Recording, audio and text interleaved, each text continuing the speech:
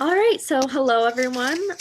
Alicia will not be moderating today. She's our normal Regional Arts Roundtable moderator, so I will be filling in. I'm Naomi Pitkin, the Outreach Coordinator for SLC Arts. I'd like to start by having all of our panelists introduce yourself just a really quick. This is who I am, this is where I'm from. So if you want to start with Kathy. Hello, everyone. My name is Kathy Del Judas. I am the Executive Director of the Orchestra of Northern New York, which is the North Country's only year-round professional symphony orchestra since 1988. I'm in my 6.5 year. Thank you. Thank you. Next, do we want to do you, Maggie? Sure. Hi, everyone.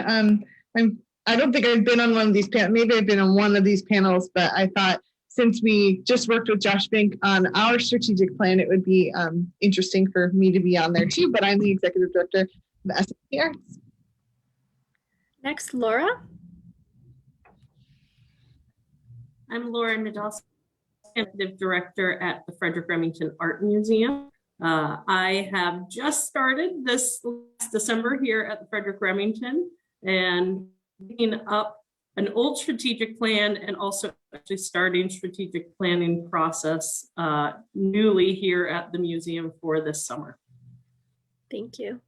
Rose, would you like to go next? Sure. I'm Rose Gervesi, and currently I'm the owner with my son of Big Spoon Kitchen in Potsdam, but I think the reason Maggie asked me to be on this panel is because I have worked on the town's comprehensive plan. I'm a former council person on the town board of Potsdam, and so I worked on the town's comprehensive plan, which is not exactly like the strategic plans of your organizations, but maybe there are some things I can share about how that process went for the town.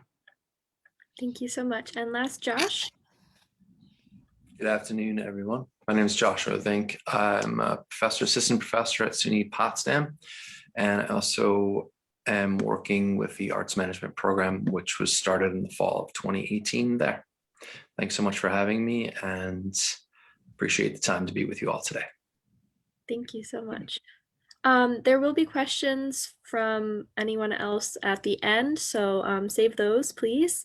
And I will get things started with an open, tell us about your experience starting a strategic planning process.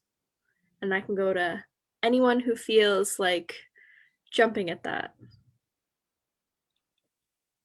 I'm happy to start. Sure. What my experience was like. First of all, I had no idea what a comprehensive plan really involved for a town.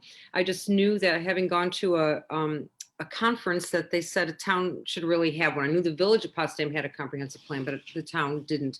So I went to the board and said, let's give this a try.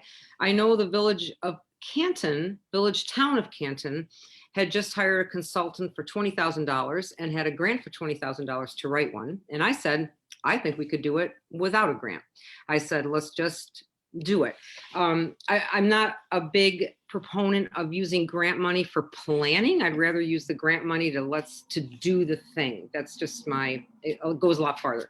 So I thought, well, let me see. So I reached out to the county, and the county was very helpful, the planning office there. They gave me some models that they had helped, like the towns of Herman and I forgot the two that I used as a guide, and they said I was welcome to use that format. So having somebody else's format and idea certainly helps a lot. Mm-hmm. So I kind of got the big picture of what was needed. And I also, because we live in the community we live in, I had a lot of support from people at Clarkson, Alex French, Eric Backus, to help me, because as town and village members, they were very interested in a comprehensive plan that also had a lot of features for economic or environmental sustainability. So at the same time, our town became a climate smart community. So I also had that guidance of being able to use a lot of the goals of the climate smart community through the DEC that could be plugged into our plan. So the thing that we did that I felt was a little different than the way most plans are done, rather than working with one set committee, and you always have the same people and the same voices at the table, I really wanted something that was a little bit more changeable and variable. I knew from the onset that I was going to be the one to take charge of the whole project. And so what we did, Eric was very great in running a charrette for us, which is basically a brainstorming session. We publicized it, opened it to the whole community to come, and you want to be part of this plan. And from that brainstorming, we came up with 6 main areas for the plan: land use, economic development, housing. There are 6. I don't remember what they all are. There's 6 of them, and then that gave us a framework. And that beginning working group kind of did some initial brainstorming, like what are the positives of our town.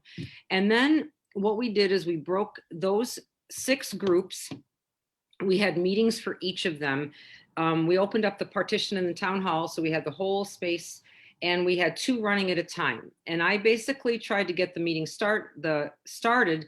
I invited key people that I felt were stakeholders for those particular goal, or like housing. I made sure I invited somebody from the county.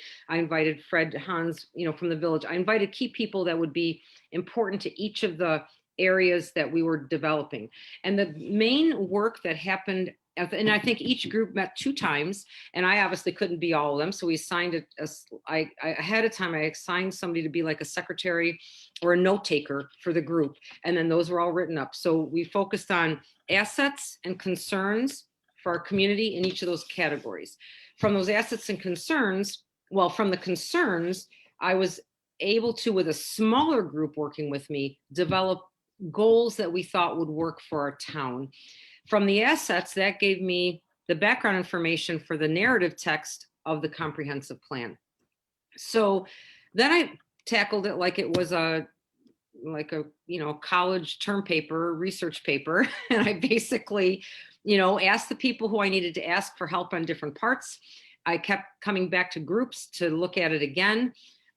We had several open community engagements. Here we are so far. What do you think is important? Are we in the right direction? It took a long time, especially COVID got in the way of things. But and also our board wanted to make sure, the town board, that at the end of it, they just wanted to make sure legally it went to a lawyer, which held it up for like 8 months, just to make sure there wasn't anything. What our town board was concerned, was there anything obligating the town that could come back to bite us in terms of saying something in the plan that then committed the town without them realizing they were committing to something. But a lot of it for us was just a vision statement. I mean, a comprehensive plan is just, here's where we'd like to go. And the lawyer said what I said to the town, that I really didn't think it was going to bind anybody. It was just a vision that can be changed anytime. You don't have to do the things in it. It's just a starting place. And for a town, a municipality, it's also the document that's often needed if you are applying for grants. You need to support your grant application with a goal your organization has. And so it was adopted at the end of last year. And now we have a comprehensive plan, and slowly ticking away at some of the goals that we have on that plan. So it was a long process, but it was the groups kind of changed as we went in terms of input. As long as you have somebody, a core group overseeing the process, that worked for us. So I love that you called it a term paper, because it really did feel like that. And I bet Josh could attest to that same kind of thing. That we have to give all this background stuff like census data, and you have to right. charts and graphs and like this. Is a lot of that kind of thing that went into it besides the goals. Yeah, absolutely. So I'll kind of take it next. In terms of our strategic plan, we had a strategic plan for SLC Arts that was, I think the dates were 2017 to 2019, and I started at the beginning of 2019. I looked at that plan and I'm like, I don't really know that it's leading us somewhere, that it's actually got not necessarily an end goal, but perhaps lofty enough goals to actually kind of move us forward.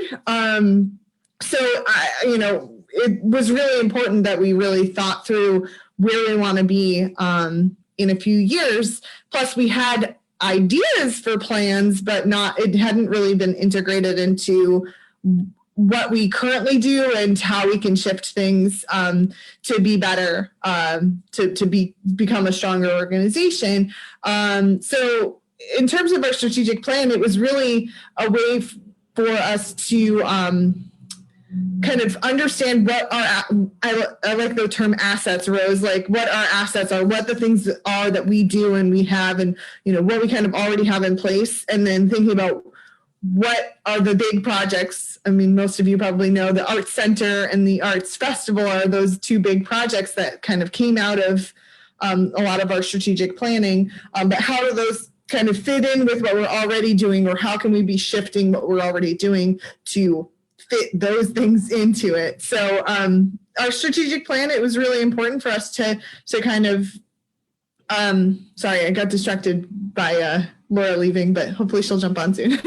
But it was really important for us to kind of take a step back. It was also really interesting because at the end of 2019, we moved out of our long-term space that we were in. And then in 2020, COVID hit, and then we're like, okay, I guess we're going to still do a strategic plan. So that's really helping us move forward and actually move us out of the issues that we've been dealing with COVID too. So. Glad you're back, Laura. Sorry about that. I would be happy to go next. I was intrigued by the questions, and I'm delighted to offer whatever experience I have. I have been the executive director of a professional theater company that had a strategic plan. I had a consulting firm for 10 years for nonprofits and helped organizations do, small, nonprofit only organizations, do their strategic plan. And now I have been for 6.5 years, as I mentioned, the executive director of the orchestra. And in 2018, I came in 2014, the fall. In 2018, the board undertook the strategic planning process. A lot of people on the board had been with the organization for a long time. So there were some pretty set ideas about what this organization should be or could be. As many of you know, the founder is still the music director 33 years later, Ken Andrews, I'm sorry. And I thought it was a little challenging. They decided to do it in one day. They had a retreat. They hired an outside consultant to facilitate the discussion. They did, similar to Rose's experience, identify key topics. And there will be no surprise, they include programming, operations, finances, marketing, and engagement and outreach. So they spent a great deal of time talking about where they want each of those areas to go, how to develop their ideas. I think that an effective strategic plan guides and focuses energy. It's rather like an orchestra, all playing from different song sheets, and we need to get everybody on the same page. It's difficult because people all have their own vision for an organization, a nonprofit, but I think the process and the resulting plan helps people really have some discipline, if you will, about where we're going to go and how we're going to get there. It is important because I don't know any nonprofit that has a lot of resources. We all have limited resources, so we need to focus those and maximize them. There is never enough money to do everything that we want, and money's not the only resource. Sometimes it's volunteers or staff or whatever it may be, a facility, as in the case of the arts organization. So determining what the priorities are, getting everybody to buy in, focusing what limited resources we have, and then identifying the desired outcomes. I'm a firm believer in starting with the and begin with the end in mind. I'm a great fan of Stephen Covey's 7 Habits of Highly Effective People. And as you may know, begin with the end in mind is the very first goal. So, or habit, I should say. The process I have used several times to analyze your environment. Who are you? What part of the industry are you? We happen to be in the entertainment and arts industry. I would not just say arts because it is truly a struggle for people to decide how they will spend their leisure money. Do they want to go to the movies, to a concert, whatever it is? So we have to look at the big picture and know who our competitors are, what our strengths and weaknesses are. It's almost a reality check for an organization. And sometimes the answers are not always what we want to hear. But I think it is very important to analyze our place in the bigger environment. And then to plan, choose your 5 topics, whatever process you go through, whether it is using focus groups or involving stakeholders and community organizations or community individuals, as the town did. In our case, it was the board of directors and key staff.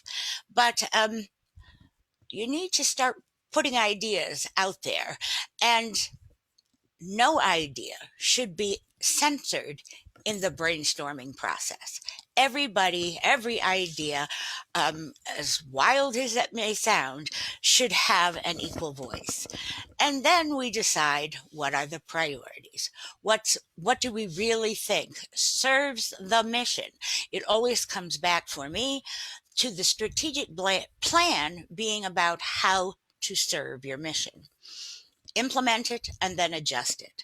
One of the questions was about how do you can do this process. You create this great report, it goes on a shelf, and you never look at it again. Or you look at it once a year. It is hard to keep people, volunteer boards of directors, focused on their strategic plan. So we try to do regular updates, regular reviews. We have one scheduled very soon because it happened last year and then COVID happened. So our plan, I can't imagine a nonprofit that has a strategic plan that does not need to seriously modify it coming out of, I hope, COVID and how we're going to recover and reopen. I'm almost done. I think it needs to include your long-term vision. What is it you want to be when you grow up as an organization? What are those goals and how do you think you're going to get there? As I said, it requires people to ask difficult questions, be willing to face difficult answers, and to be very realistic. Doesn't mean you can't dream, but I think it is much wiser to do a 1, 2, or I don't think a 1-year strategic plan makes sense. It's kind of an oxymoron to me, but a 3-year strategic plan, yes. A 5-year, that's a long time in this world of technology. But to constantly revisit it and certainly to involve stakeholders. One of the things that the orchestra did not do was involve musicians, which I find ironic. You're creating the future of a music symphony orchestra, and you didn't ask that particular group of stakeholders. Pretty important. So I hope that we'll do that this time around. That's all I have. Thank you. Can I just ask real quick, were they able to do it in a day? They did something in a day, let's put it that way. Right. It took a lot of refining after that, but we did it in a spreadsheet, not unlike others that I have seen, which is good. There's the primary topic, or we'll use programming in this case, and the next column was about what are the strategies or goals that we want, not strategies, goals. And then broken down by year. There were 3 more columns: the first year, the second and third, and the fourth and fifth. And each of these goals had a little check mark depending on when it was going to try to be implemented. That process took a little longer. And then, of course, creating some strategies to achieve those specific goals. If it was, for example, under programming, to program more diverse and innovative music or repertoire, then it might be to do more living composers' works, or more female composers, more works by composers of color, things of that nature. And that took a little more work. But the basic framework was there. And I think that was only possible because it was more or less a confined community, or a closed community, just the orchestra. Thank you. I hope that was helpful. Thank you. Yes, it was. Well, I do want to ask. Oh, did I interrupt someone else? I was going to say, I'll go now. Perfect. Yes, I would love to hear from you. If I can jump. So just kind of I'm going to talk both from my experience at different organizations, and then also what the Remington did before I arrived. Is I've been a part of medium and small size museums my whole career. Strategic planning process at all of them have taken on different forms. Some have been very formal, working with consultants, or headed by a staff or a board member over a 6-month process. And then others have been more like Kathy was describing, the one day planning session, how to get some goals for the year, and or multiple years kind of happening. So I've taken part in all different strategic planning. For the Remington Museum 2016, they hired an outside consultant from the museum world, who all she does is consult on strategic planning process. It ended up being 6 to an 8-month process, 20 through 2018. And it was going to be a 7-year plan, taking the museum through our 100-year anniversary in 2023. And just like Kathy said, it started with the brainstorming, looking at doing the SWOT analysis, strengths, weaknesses, opportunities, threat analysis, talking to stakeholders, bringing in different focus groups, and having lots of different meetings throughout the 6 to 8 months, and then coming back with that organized plan of, what were the museum goals, what are the objectives to reach within each of the goal, and then also throughout the 7 years, what were the activities that were going to get us to that goal. Now it's interesting, that became a 20+ page document that got revised by the museum annually, and looked at annually, and to see where we were. Then, as Kathy kind of said, COVID kind of hit, and at the same time, here for the Remington, the former director was retiring. So everything last year really kind of got tabled in a sense. And the board, when they hired me, they had already talked about what we do with our strategic plan that we're right in the middle of. So this year, we're actually working with the same consultant to start the strategic planning process again, even though we're not at the end of our last strategic plan. And it's more to do a revision, because one of the things Kat just said is part of all of this with it is having the buy-in.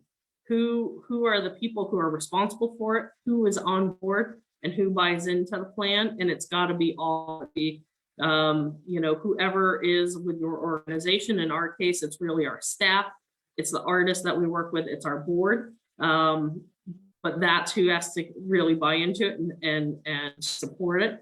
And so our board felt, because the executive director wasn't the one who had worked on that plan, and because so many things had been kind of tabled because of COVID, that it was time to really relook at it and redo the planning process.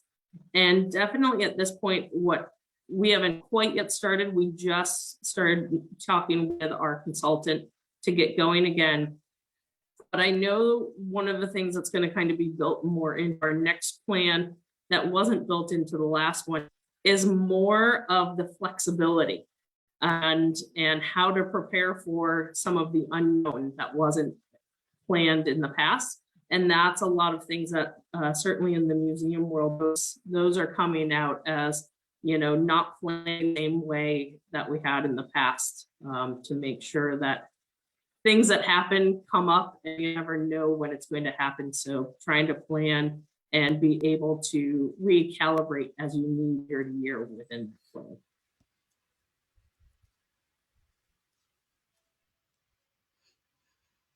I was muted. So sorry. Does anyone else have any other comments on the process you have for strategic planning? Just if I may, real quick, I echo everything that everyone has said thus far. The only thing I would add is just the idea of it's consistently emergent. And so I think if you're really looking to define what strategies are best moving forward, you always have to look at what the market kind of dictates when you're looking at your product and your program and how it's best going to support the sustainability of your business long term. And also as well, complementary, especially when it comes to the type of work that we do when it comes to cultural programming or arts-based programming, that it is mission driven as well. So you're sort of balancing the two out, which especially in this particular time can be very challenging. And I would say that it's therefore an ongoing process that I don't think, you know, the shelf happens, but it's something that absolutely should be informing the day-to-day decisions that you're making in your business. And it also should be the type of governance that you're doing consistently with your board of directors each and every time. So your work really should be around ongoing strategic planning. And that document should, yes, be living throughout the process of, you know, the time frame that you're doing it, but in fact, it should always be part of your everyday planning.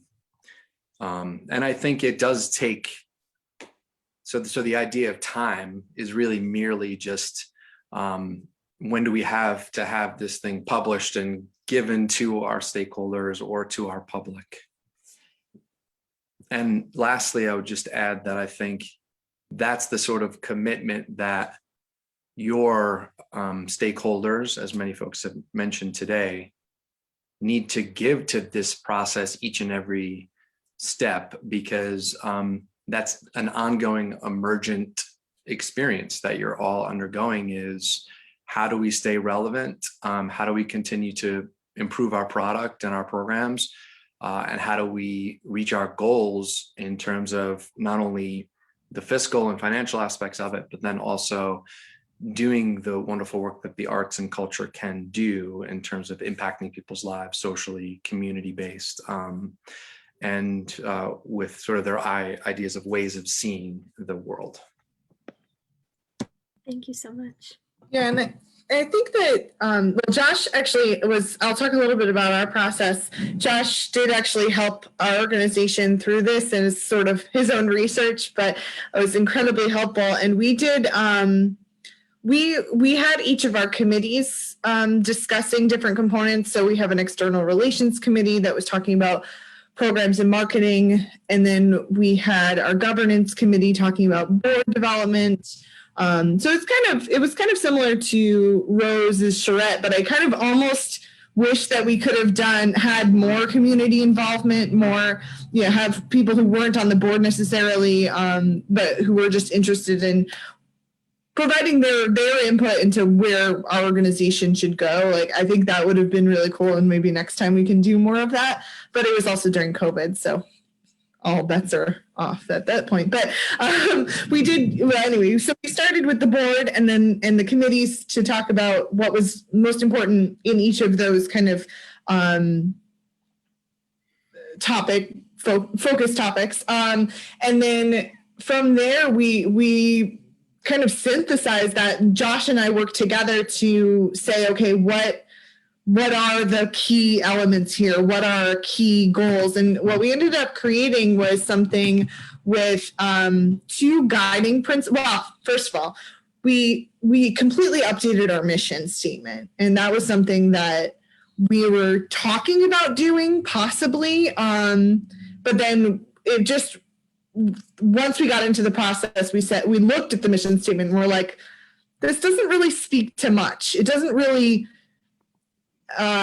excite us about what we're doing and why we're doing it. So that was really important to kind of uncover as an organization. But then once we started writing things up and putting it into a spreadsheet and then putting it into a document, we did come up with 2 guiding principles. And then under each of those guiding principles, there's a set of goals and objectives for each of those. So our first guiding principle is advocate for the arts through our regional community. So that's really super, super broad. But then we break that down into programming, mainly programming, but it hits on our 2 main programs that I was talking about, the Arts Center and the Arts Festival, but then also outreach and our other ongoing programs and really ramping those up. Then our second guiding principle is enhancing the business structure and internal systems to ensure viability. Again, super broad, but we're talking about both funding and finances and board infrastructure. And all of that is really important, but all of it really fits back into the advocate, that first principle. And it was really good to break everything down and think about it in terms of what Kathy said. Where do we want to go, and what do we want to be when we grow up? Because we still are in this growth strategy right now. We're still looking to become something that we are very much not, or we very much were not. We thought, okay, what do we want to be when we grow up? But also, how do all of these bits and pieces fit together into something that really makes sense, so that we don't start like adding programs that are not mission driven, that we don't start trying to reach audiences that are going to be more work than it's worth, perhaps, to reach them. I don't know. I don't want to give an example. I don't know. But I'm just saying that kind of structuring our thinking on every single component. Who's our board going to be long term? How are we going to bring in funds long term? What are our programs going to be long term? And who are our audiences long term? We're thinking of all that all at the same time, and creating this document really helped us get there. Awesome. Thank you so much. So here's another just broad question that you guys can delve more deeply into. What do you expect to get out of the process at the end? And whoever wants to jump in. It's a lot of work. So I think what you really want is a guiding document, something that, as Josh said, is going to help you make decisions every single day. As I said earlier, we do not have unlimited resources, and when choices have to be made, the strategic plan can be the guiding principle, if you want, or the guiding force. We agreed in previous sessions, these are the things we're going to focus on. This is what we're going to fundraise for. And it just keeps people disciplined, I think, especially as there is turnover in nonprofit boards. New people come on, they have their own ideas, and it's one of the main documents we send to prospective board members. So they understand the kind of organization that they're coming into, and at the moment, what its decisions or focus is. That is not to say that things cannot change. I'm glad that there was discussion about changing the mission statement. The orchestra has been around for 33 years, and its mission was tweaked a little when I first came 6 or so years ago, but it was strictly for live concerts. And they weren't happening last year.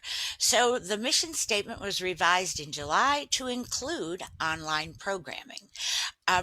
We went into high gear, created 5 new online programs that were viewed from September to the end of December 34,000 times. It was a remarkable response and taught us something very valuable. And that is that there's more than one way to deliver live music and musical opportunities. So our program in particular, called Ani Beyond the Stage, was videos of musicians performing from all kinds of environments. And it by far exceeded all the other views for other programs. I just wanted to point out that even an organization, when it grows up at 33 years old, doesn't stop growing. And COVID sort of forced a lot of organizations to move to the next step very quickly and figure out what that next step even was. And I think that was a blessing for many organizations. Some did not survive, and that's most unfortunate. But in our case, we should have been doing online programming. We are now because of COVID. And I think also in terms of engagement and outreach being defined as a goal, a strategic goal, it helped us focus on the kinds of programs that we want to do. We are about to seal the deal on a grant, a very large grant, for outreach in the Adirondacks. When I came, I thought the orchestra was the Orchestra of Potsdam, not of Northern New York. It performed in Potsdam for many years.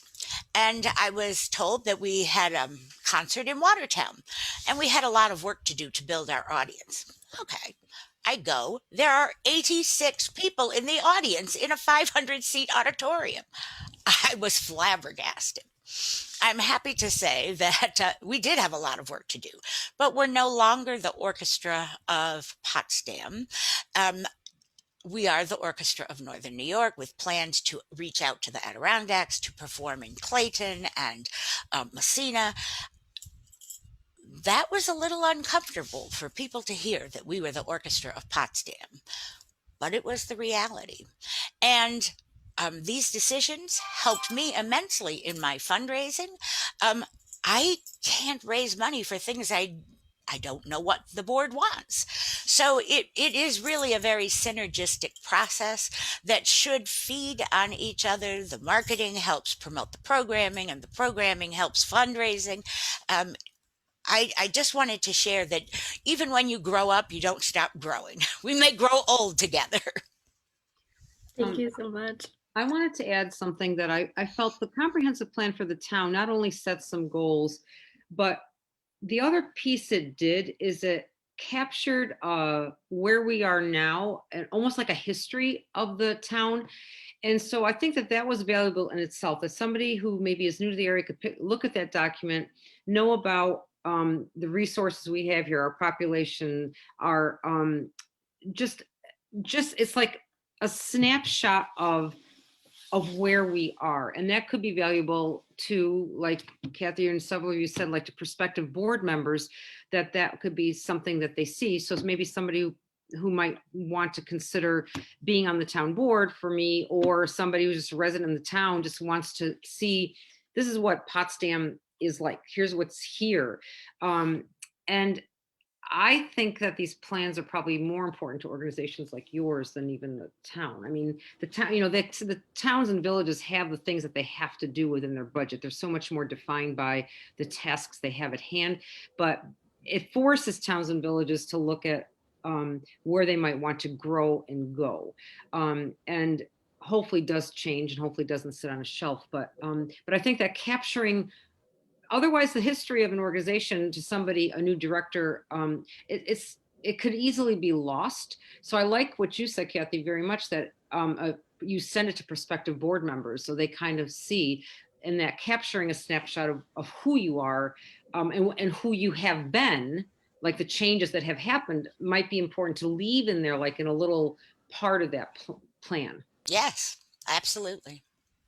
We're actually working on an external facing document It's not quite ready yet, so it will be soon. But that the plan is to not just give it to board members, though I think that's really important as well for the same reasons, but also to give to the public or to grantors. Or I mean, we actually also are, I believe, required to have an updated strategic plan from NISCA, the New York State Council on the Arts. So it's also really helpful for funders and for supporters to know where you're headed, because if it's like, yeah, we don't really have a plan, we're just hanging out here, we're just trying to figure it out as we go along, I think that a lot of people can lose faith in their organization in that way, and in a town for that reason. The other thing, Rose, based on the town comprehensive plan and also thinking about the village, is that organizations that are trying to create opportunities in a community can also really benefit from a municipalities or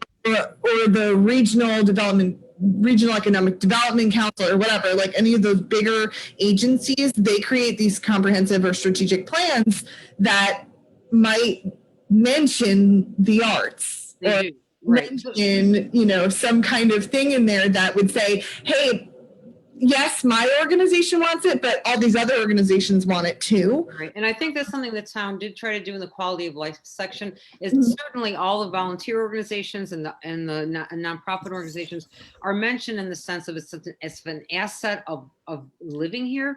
And it brings something to our community, and that our community in turn supports it. The hard thing is it tends to be more of a vague thing, like in terms of setting that as a goal.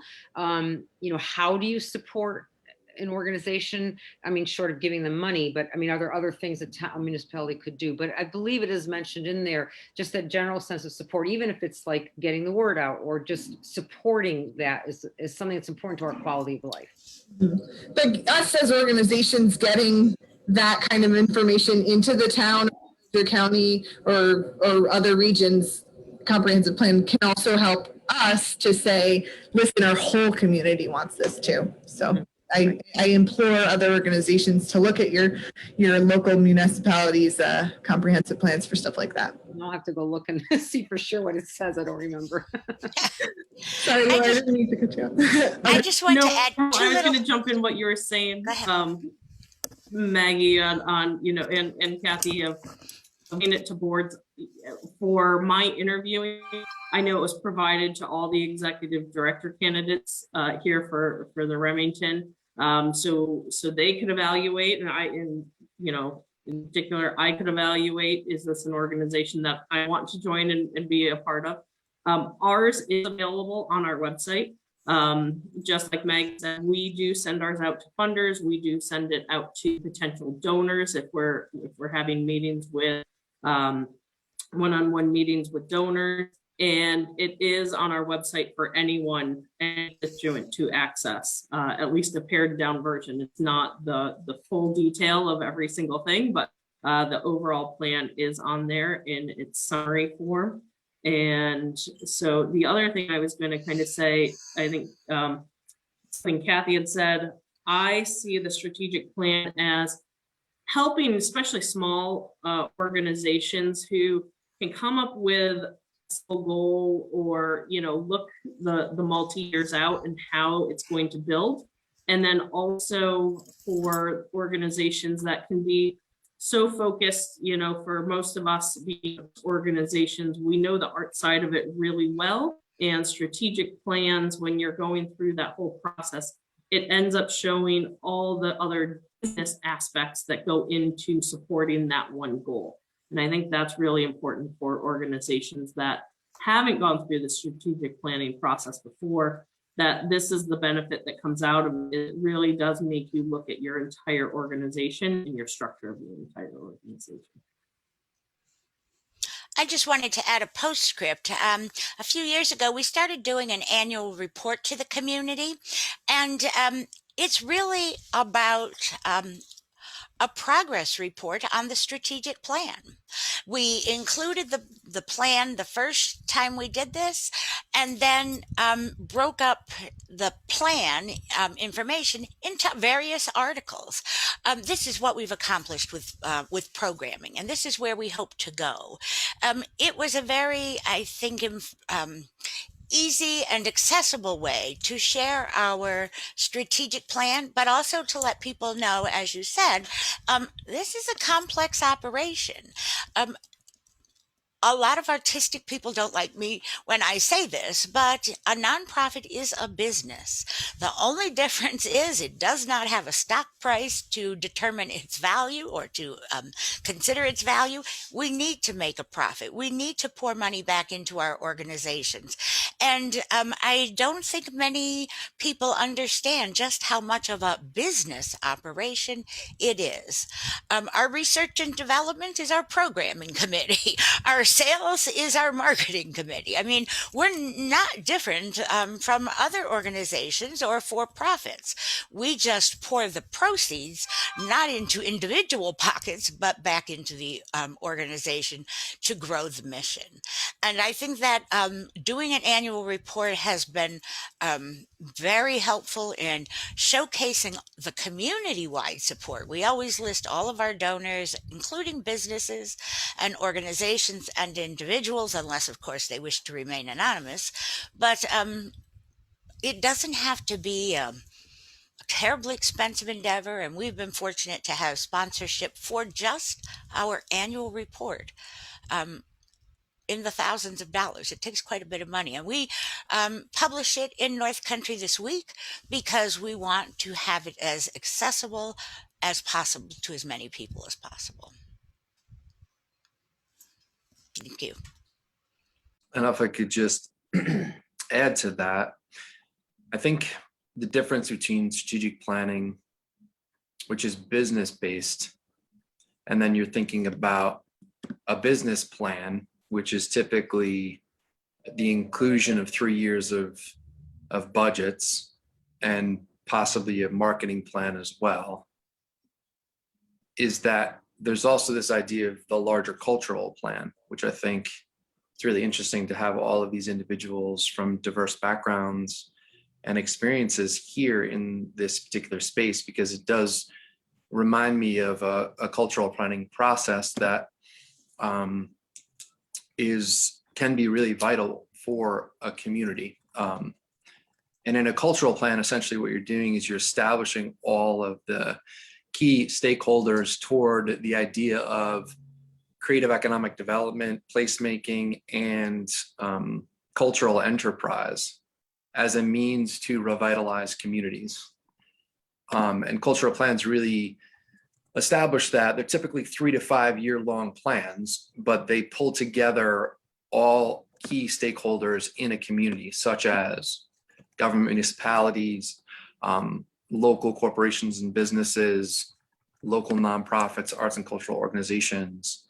And the idea around that cultural planning is to bring together those diverse sectors to solve problems along the totality of like business and growth concerns that a region faces, as a means to drive larger, tax base / tourism / making a community more viable for individuals to come and live and more vibrant. And it's really a theory kind of born out of a gentleman named Richard Florida, who is an economist from University of Toronto.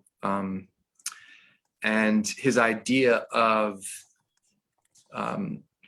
basically that creative communities are born out of post-industrial cities and towns that have been made viable and possible havens for artists. And so cultural people and artists go to these towns and cities and sections of these towns and cities that have been lost due to textile industries or lumber and paper mill industries that have since left, similar to our particular area.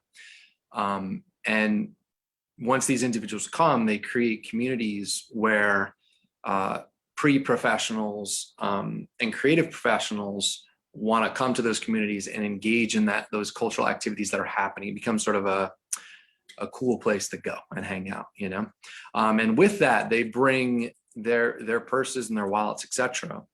And so it's a great way to think about planning overall. But when these cultural plans are established, they can help develop the sectors that are in silos in a way that you're overcoming barriers for participation through culture and those experiences as a means to grow communities and make them more, again, vibrant and sustainable. Thank you so much for that. So I wanted to open things up to audience members. Does anyone have any questions for our panelists? If not, we can move on to a short little workshop. Any final thoughts from the panel? I just would encourage arts organizations in particular to reach out to economic development offices. We were approached when I was involved with the theater for photographs that the county economic development agency wanted to include in their brochure to attract businesses, to give them some idea that you can live in the hinterlands with low crime and clean air and also enjoy professional theater. And the other place is the hospital. They have been very happy to receive any kind of materials to recruit doctors and other staff, again, giving them a sense that it may look like the end of the earth, and it's certainly the top of New York State, but there is culture and a very high quality of life here. So sometimes we, as arts organizations, need to take that initiative and reach out. That's all. Just really quickly, I do have one more question. So we talked a lot about arts organizations. Do you have any tips for artists who may want to try writing a strategic plan?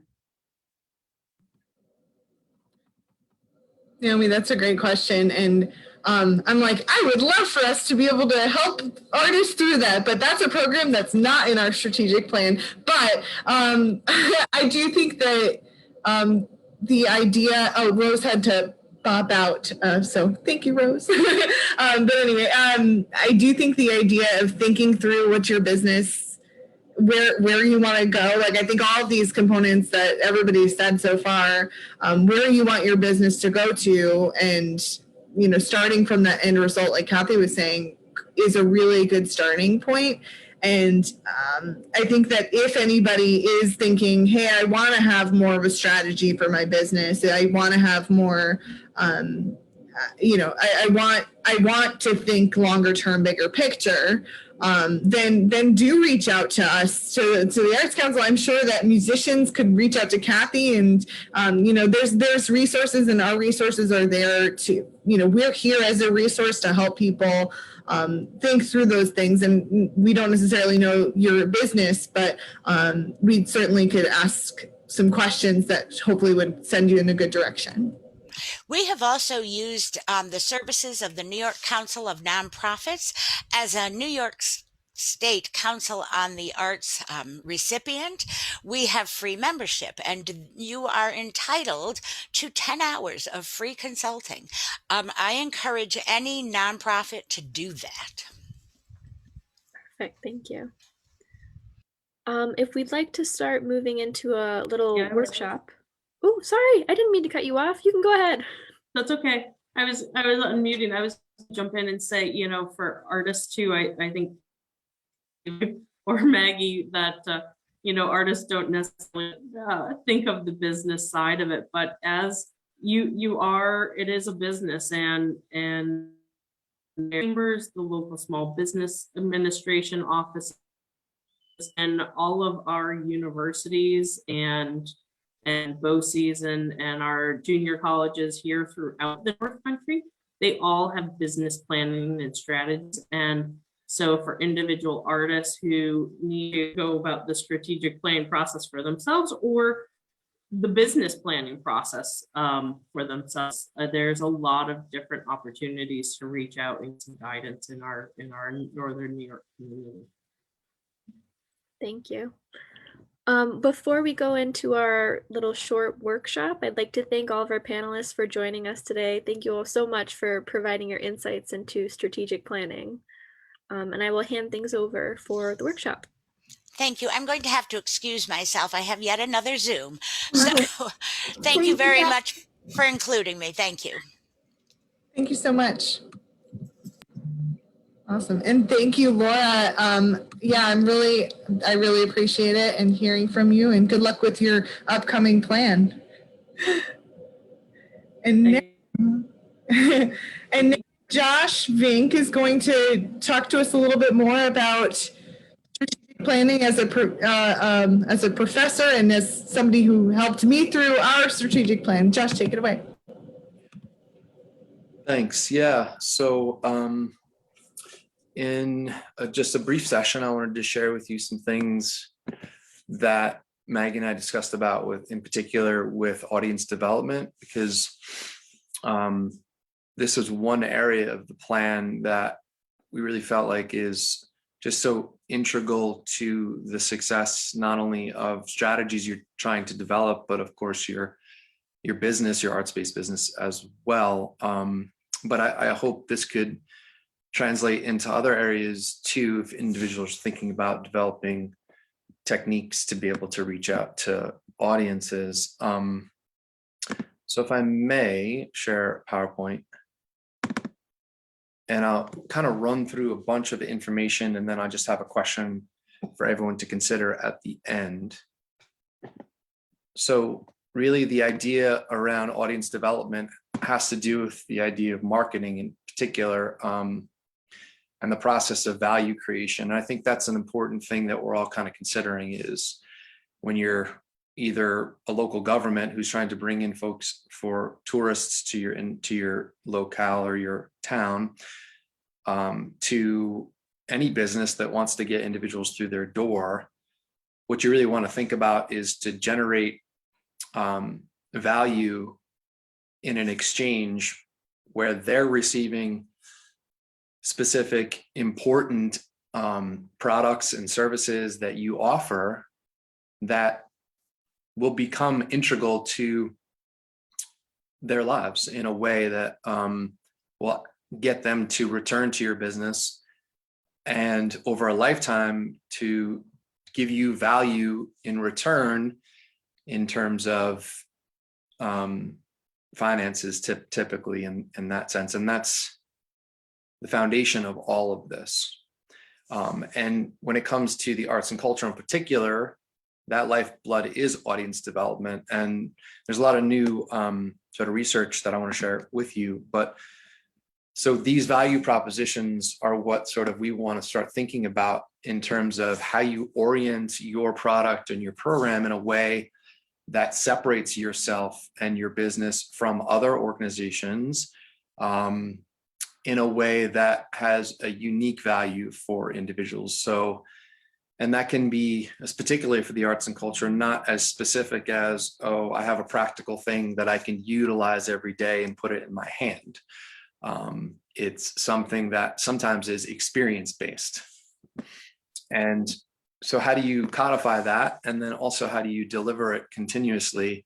Because for those programs in particular, there's a great deal of potential value that these types of businesses bring, that is difficult to sort of put a finger on and put your pulse on. Kind of skip over the marketing process just for time, but really the idea is this idea of establishing research to know your audience and to know who's not your audience as well, to divine a strategy that you can really reach them, hear from them, and also to ensure that whatever program you're bringing to them is actually landing and is actually bringing value to them. And so that you can start to create what Philip Kotler, which is who wrote this from Arts Marketing and that particular book, is to create delight, right? Because the idea is delight in turn turns to profit. And an essential idea, which is sometimes hard to think about for arts-based businesses, cultural businesses, and that is, do people really like what we do? And if for some reason that's not the case, or that's changing, it's the important need for these types of businesses to re-strategize. And that's why the strategic planning process is so important and ongoing. When you think about certain businesses that are extremely successful, like Lush, right? And I don't know how many of you use Lush products, but their particular mission marketing statement here really captures this idea of how they envision value. And it's beyond just this idea of like, we have good soap that smells good, right? What they're saying is that individuals who use their products immerse themselves in music, film, literature, and art. So they've turned soap into an experience that is of value beyond simply getting clean. And so how do we as arts-based organizations and artists create value in ways that other companies are using the art for? In this case, Lush are saying that their products are art. So how do we become stronger at defining ourselves in the marketplace in ways that create that substantial value? There's a few examples of that are listed here in this Marketing for the Arts text. And there's a difference between orienting your product like, oh, we have a really great product, it's sleek, it's design friendly, and it looks nice, versus actually changing people's lives. Like Apple, when you think about Apple and their ideas around think differently. Or Facebook, we're not an online social network, but they connect people around the world and help them share important moments in their lives. So that's meaning and that's value that goes beyond a simple product and goes toward an experience, and toward our idea of experience-based economy, which is around multiple facets of living your life, and then these products sort of complement your life and improve them and make them that much more valuable. And in return, you keep coming back. So how do we do a better job in our businesses of doing so, especially in an environment where we're losing a lot of jobs?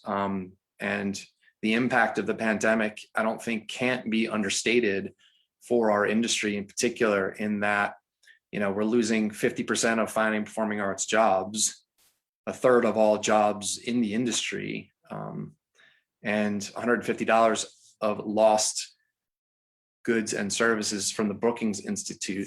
Sorry, it's a little bit blurry to see, but the numbers are we could just write bad over the top of that, and it would be conducive. But these are some of the jobs that are really being lost at this point. So as you can see, the totals are pretty astoundingly difficult to grasp and swallow. But when it comes to some of the main individuals in our industries, they're really suffering right now. And along with, retail, as not as much actually, but when you think about hospitality and restaurants, this is one of the other hardest hit and impacted industry. Some really great research was done by the NEA in a couple of different sections. One was 2002 to 2017 around arts-based audiences. And what they defined was that during those particular years, those 15 years that they outlined, was that the trends toward audience development were actually starting to become quite negative. And you can see across these different events in 2002, for the most part, things were much stronger in terms of the numbers of audiences that were coming to these events, and then the sort of decline in those audiences during that particular time frame.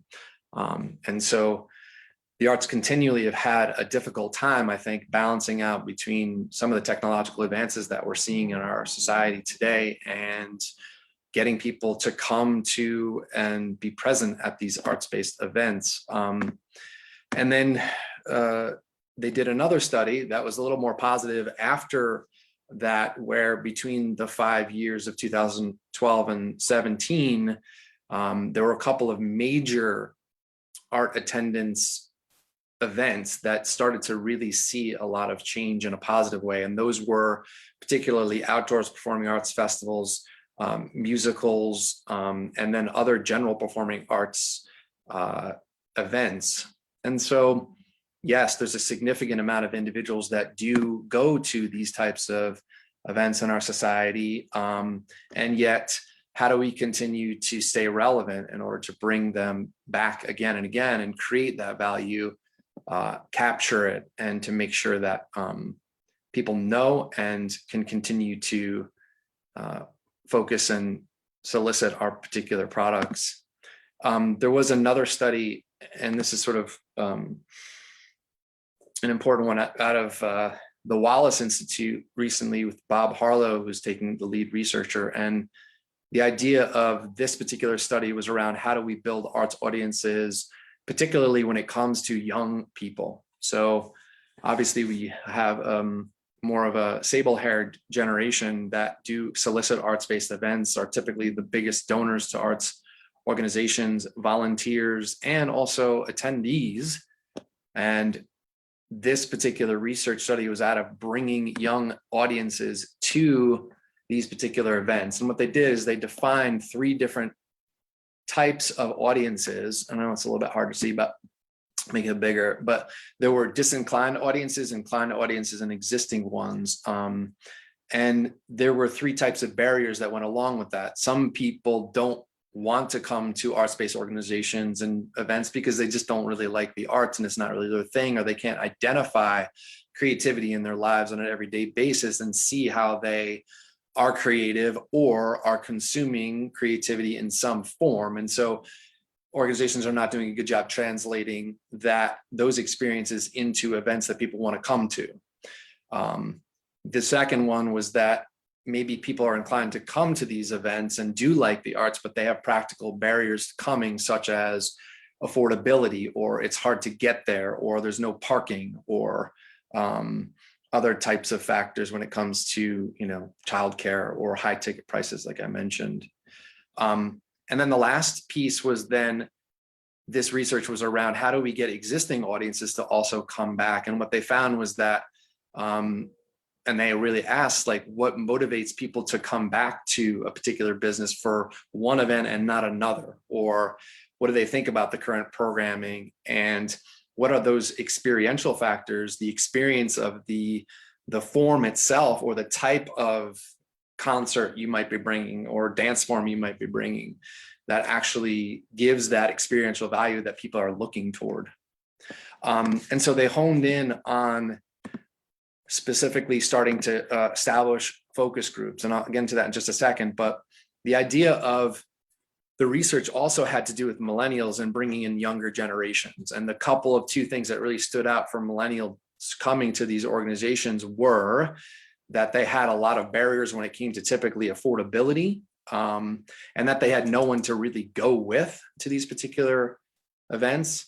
But then that there's a significant amount of competition for their time, and that there's a lot of accessibility on their technological devices to be able to consume this art. And what they're all really looking for, many of them, are to have a transcendent experience. So when you think about that music concert you might have gone to, that was a remarkable experience of folks together and sort of screaming toward a type of art form that you all could connect with. This type of experience is what millennials in particular are looking for. And so the Wallace Foundation did a series of studies with organizations to do focus group research, particularly with young audiences. And what they found is that they sat down with a broad group of these individuals across disinclined, inclined, and existing audiences.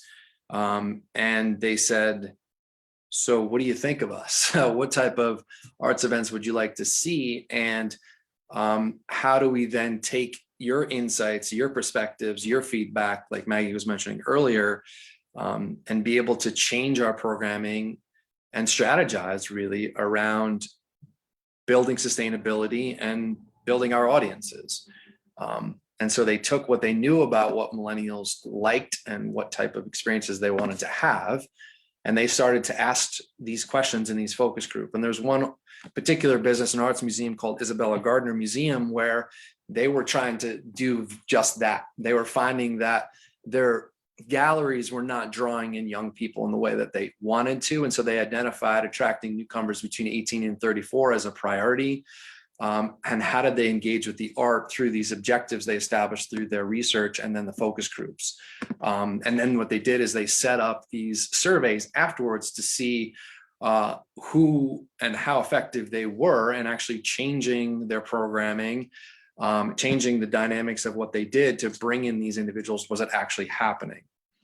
And so what they did is they started to develop what's called these after hours events.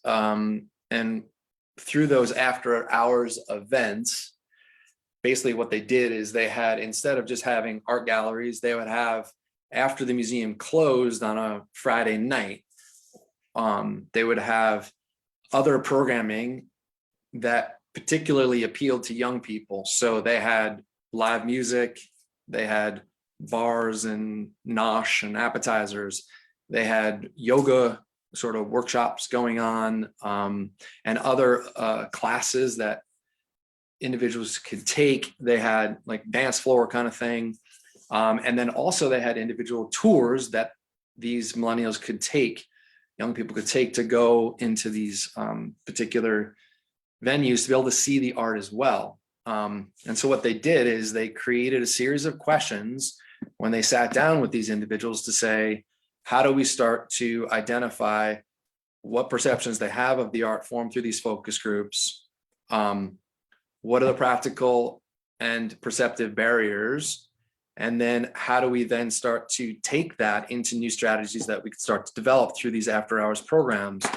And so they asked some really great questions of these individuals. And from that, they did a survey. So after the after hours events, they surveyed the individuals on what'd you think about the program and how likely would you be willing to recommend these particular events, and tell us a little bit about yourself. So they knew they were actually getting those young people to come in. Where did they spend their time? So obviously which programming they liked the most, such as special exhibitions or a game gallery thing they had, or the courtyard bar, or some of the workshops that they did. And so they use that as a means to think about, okay, are we realizing our goals? And so what they did is they took the results, and what they found is, yes, in fact, these programs were bringing in 66% to 73% of young people. And so, yeah, all of a sudden, great, we've got exactly who we want coming to our gallery. We've identified them through focus group research. And now we have potentially a new strategy to add to our next strategic plan to think about continuing that particular type of work. They also asked questions about their marketing materials and were they accessible on social media or digital media? Did they represent young people enough that people felt like they saw themselves in those marketing materials and therefore would be more likely to come? And then they looked at which programs were working most and which ones they wanted to bring back. And so really, in the end, I guess this is really all about the idea of taking the pulse of your local community. And when I mentioned the cultural plan last time, and using that information to be able to establish means that your programs and your products can be that much more viable in the marketplace, and that much more in service to your business and those individuals and your audiences.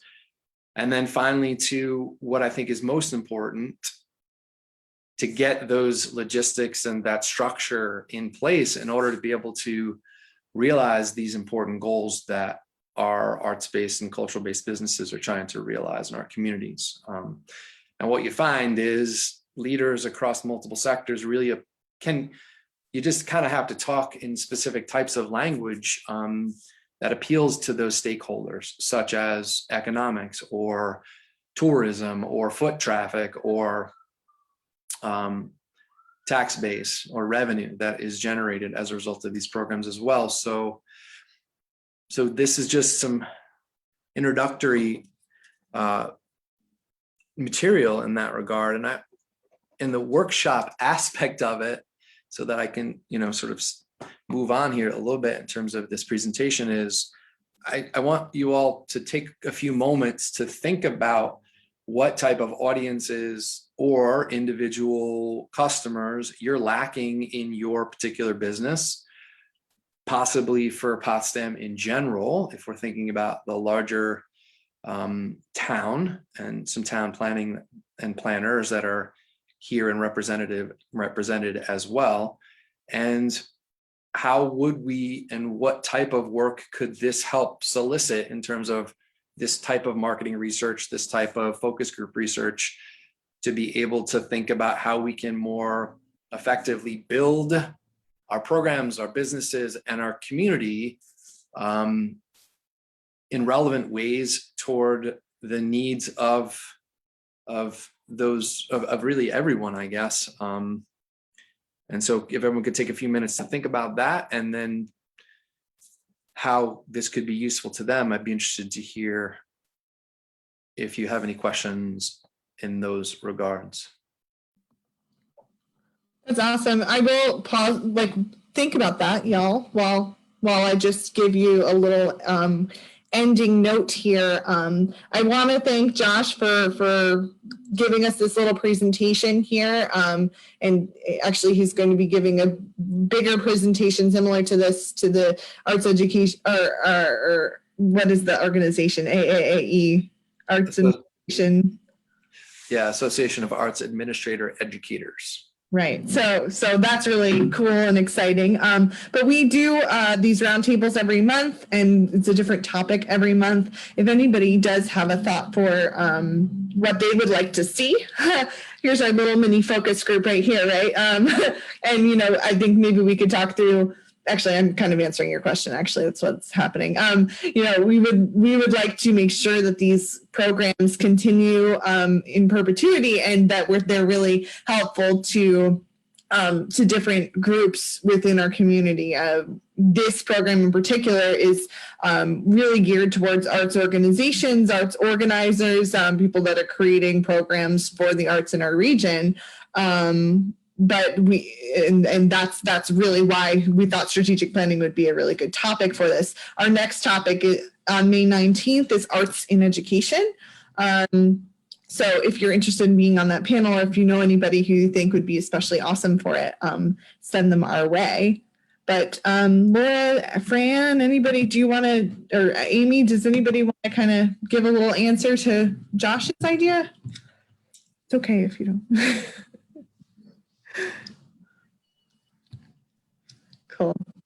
Well, great. So Josh, thank you so much for your time. Everyone, thank you for being here today. This is streamed live on Facebook, so you can share it away if you feel like it. And without further ado, we'll see you next month. Thank you, Naomi, for moderating too. And have a great day, everyone.